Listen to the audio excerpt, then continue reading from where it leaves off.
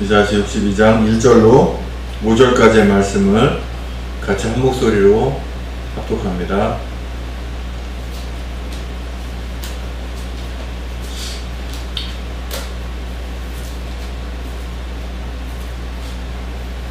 이사야 62장 시작.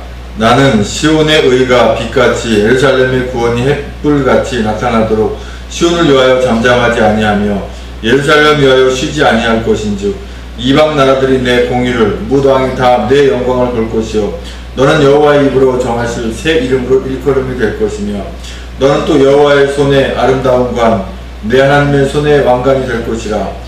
다시는 너를 버림받은 자라 부르지 아니하며 다시는 내 땅을 황무지라 부르지 아니하고 오직 너를 헵시바라 하여며 내 땅을 뿔라라 하리니 이는 여호와께서 너를 기뻐하실 것이며 내 땅이 결혼한 것처럼 될 것입니다. 마치 청년이 처녀와 결합함 같이 내 아들들이 너를 취하겠고 신랑이 신부를 기뻐함 같이 내 하나님이 너를 기뻐하시리라. 아멘. 주님 감사합니다. 이렇게 주의 예배도 이렇게 주님께 은혜 받는 시간 하게 하시니 감사합니다. 이가 아버지 부족한 하나님 말씀을 대언고자 합니다. 입술 주장하셔서 진리의 말씀만 전하여 주님 믿사옵고 성령 충만함을 함께 해주님 믿사옵고 예수님의 이름으로 기도하옵나이다. 아멘.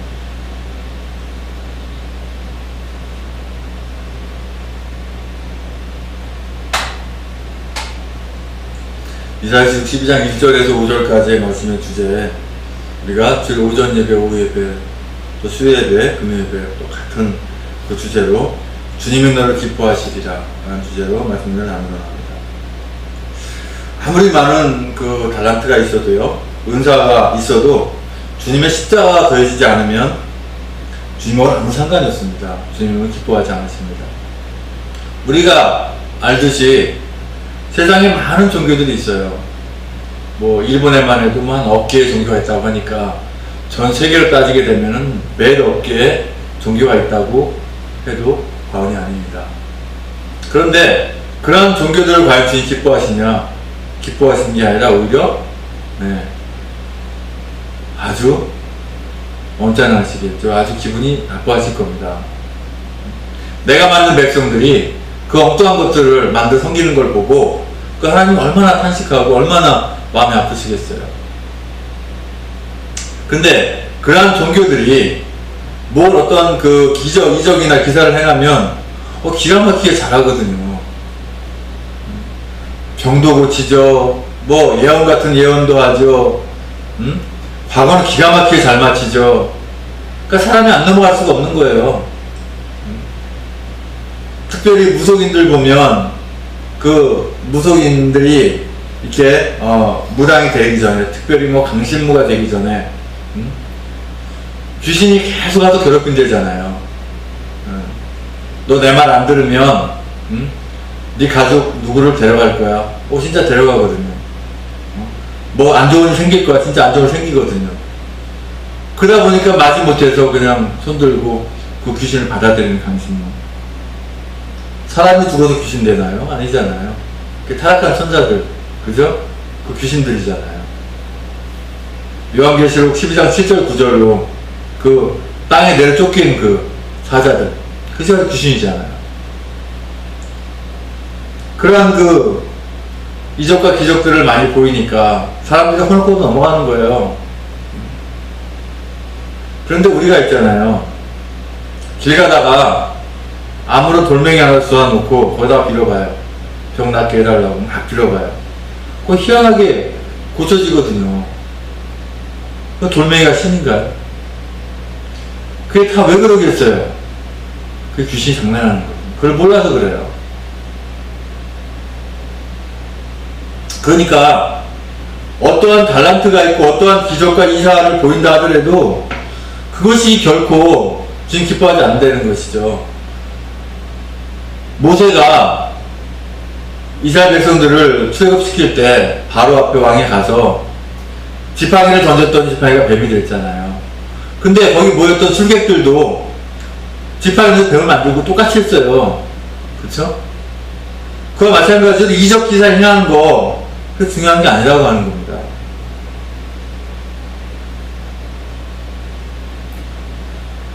아무리 어떤 이적과 기사를 보인다 하더라도 주님의 그 십자가가 더해져야 된다는 얘기죠. 주님의 십자가가 더해진다는 건 뭔 얘기냐면은 주님이 우리를 위해서 그 엄청난 고통의 십자가에 죽으시고 부활하신 그 사랑이 더해지지 않는다면 아무런 소용이 없는 거예요. 그러니까 병이 낫는 거, 어떤 이적을 행하는 거 우리가 그렇게 좋게 여길 것이 아니라 또 하나님 기뻐하지 않는다는 거, 주님 기뻐하지 않는다는 거 우리가 알아야 됩니다. 그래서 우리는 성령 충만한 삶을 살아가시는 이 성도를 우리 주님은 기뻐하시는 것입니다. 고린도전서 12장 1절 말씀 한번 보십니다. 고린도전서 12장 1절로 11절까지의 말씀.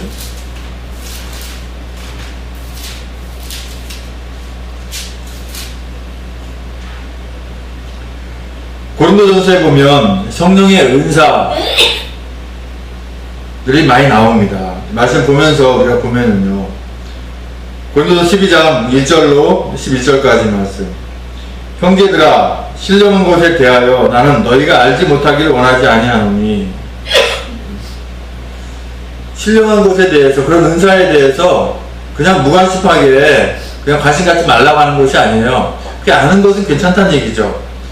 그런데 너희도 알거니와 너희가 이방인으로 있을 때 말 못하는 우상에게로 끄는 그대로 끌려갔느니라 그랬습니다. 그러므로 내가 너희에게 알리노니 하나님의 영으로 말하는 자는 누구든지 예수를 저주할 자라 하지 아니하고 또 성령으로 아니하고는 누구든지 예수를 주시할 수 없느니라 그랬습니다. 그렇죠? 하나님의 영으로 말하는 자는 누구든지 예수를 저주할 자라 하지 아니하고 그랬습니다.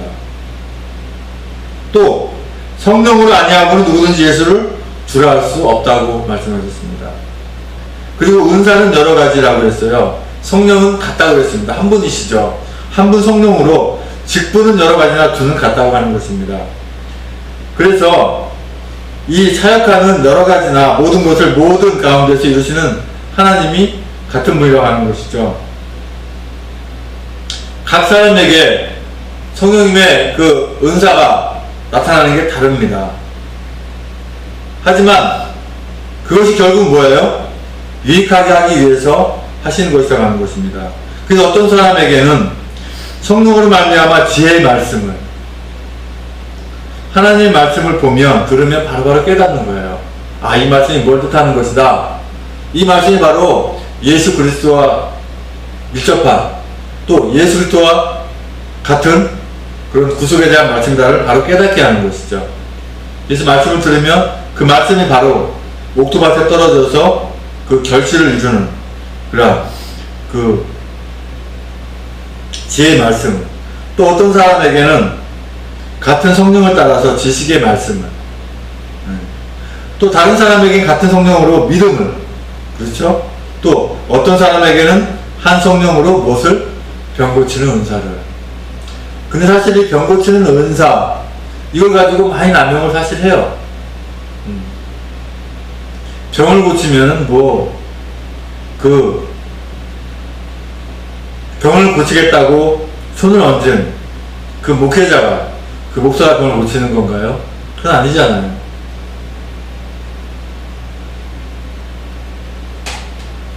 그 목회자를 통해서 하나님께서 운행하시고 역사하시는 것이죠. 그런데 병이 고쳐지면 내가 기도해서 고쳤다고 그래요. 내가 기도해서. 그러면 기도한 게 우선일까요? 하나님께서 고쳐주시겠다고 예정하신 게 먼저일까요? 하나님께서 고쳐주시겠다고 먼저 예정하신 게 먼저예요. 그러니까 기도를 하든 안 하든 하나님은 고쳐주기로 예정되어 있는 것이고, 목회자는 그 순서에 따라서 기도한 거거든요.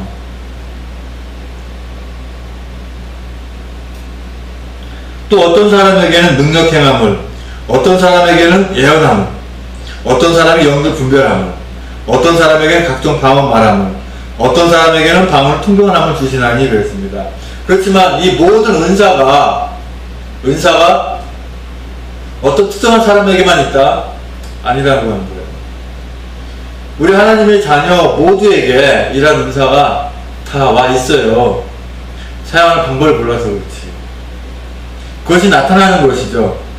주님께서 우리에게 모든 그 능력 사용할 수 있는 것을 다 주셨고, 주님 십자가에 다 이루신 것처럼 우리는 그런 능력이 다 있는 거예요. 있는데 그것을 행하지 않기 때문이죠. 우리가 복음 전하고 증거하는 가운데서 얼마나 나타납니다. 나타나지 않는다고 해서 우리가 좌절하고 실망할 필요는 없어요. 주님께서 계획한 대로 이루시는 대로 이루시는 거니까 우리는 그저 복음 전하고 증거하는 가운데서 함께하면 되는 거거든요. 그런데 이러한 기적을 행한다고 해서 주님 기뻐하시는 게 아니라고 하는 거예요. 한 영혼 한 영혼이 주님 만나서 돌아오는 거, 그걸 기뻐하시는 거예요. 이적 행하고 기적 행하는 것은 하나의 수단이 돼야 돼요. 복음 전하고 증거하는데.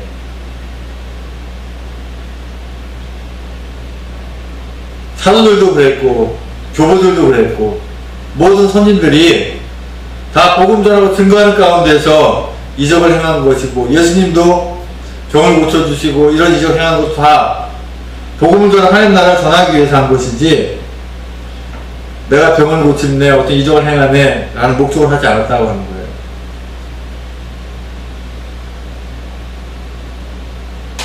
요한복음 2장 1절로 11절까지 말씀 봅니다. 요한복음 신약성경 요한복음 2장 1절로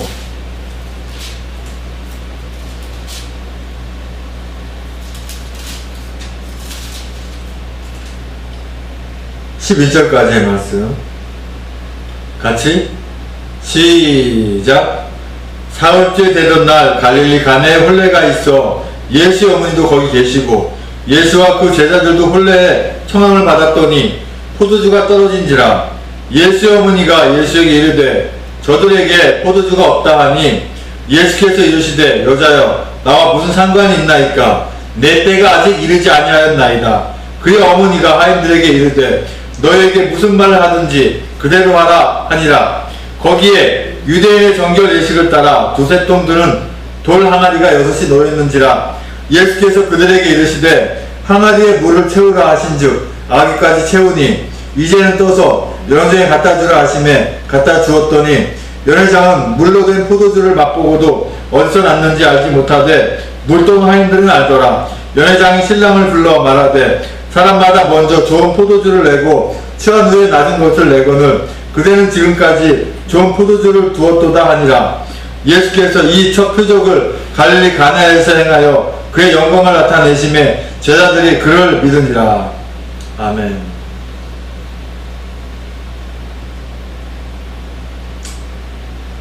예수님이 가장 먼저 이적을 베푼 그 표적이 바로 가나 혼인잔치예요.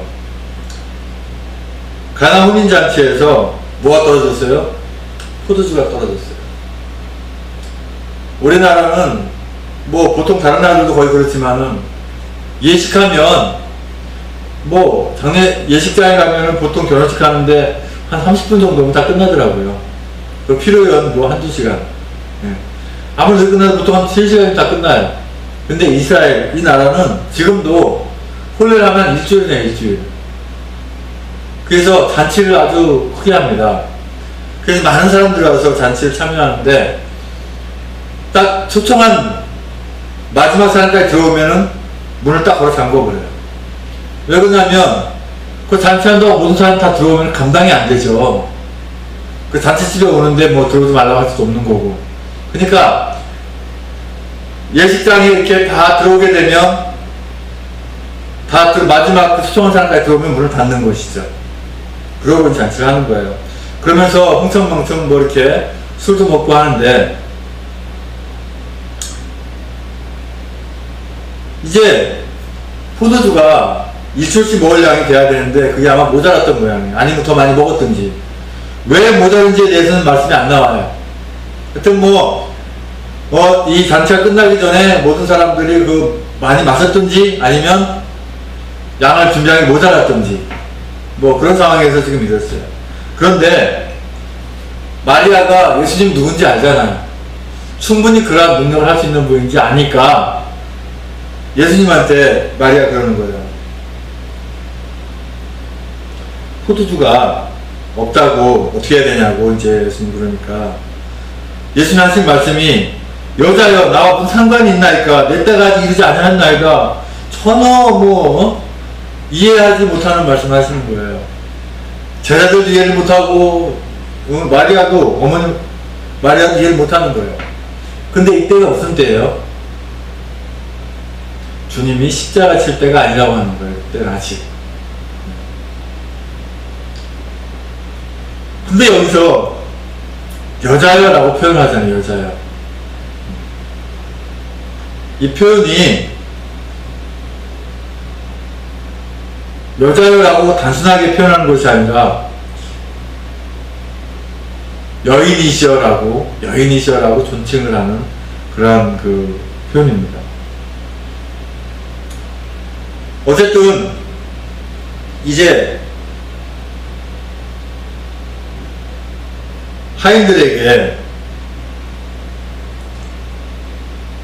예수님이 뭐라고 하든 간에 그대로 하라고 그렇게 얘기를 합니다.